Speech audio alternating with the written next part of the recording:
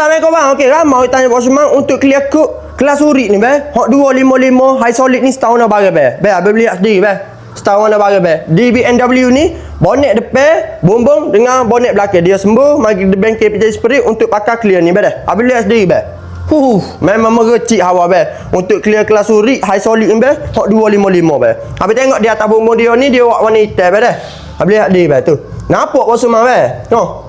Memang terjahat abang. Kalau kata tidak terjahat, tidak padu, tidak ke, Pak Usman tak akan buat untuk video, lepas tu Pak Usman tak akan guna abang untuk clear ni. Memang Pak Usman memang tak bawa bincang abang kalau untuk clear ni abang. Kalau abang tanya Pak Usman setahun dah barang, untuk ketahanan dia memang boleh pergi jauh, memang lama ketahanan dia abang. Ketebalan dia pula memang tebal, memang tak amat tebal. Lepas tu ketiga kalau kata abang tanya kill nak dia tu, abang lihat dia ya.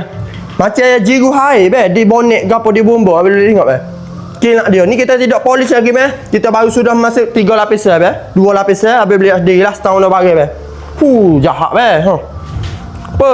Gila bang. Memang terbaik. Siapa-siapa tanya Pak Usman untuk clear kelas urik high solid 255 ni bang, setahun dah barang, memang padu. Memang terbaik, memang ke bang. Jadi kalau abang tanya Pak Usman berbala dak, memang berbala sebab kita di pun pakai bang. Memang terbaik Jadi kalau siapa-siapa geng-geng motor di luar sana kalau nak cat body motor sekalipun boleh pakai clear ni bang. Ketahanan dia memang boleh pergi jauh dan tahan lama. Ketebalan dia memang tebal bang. Patu kilat dia memang tak boleh bawa bincang. Abang beli sendiri lah. Ni kita tidak polish lagi bang.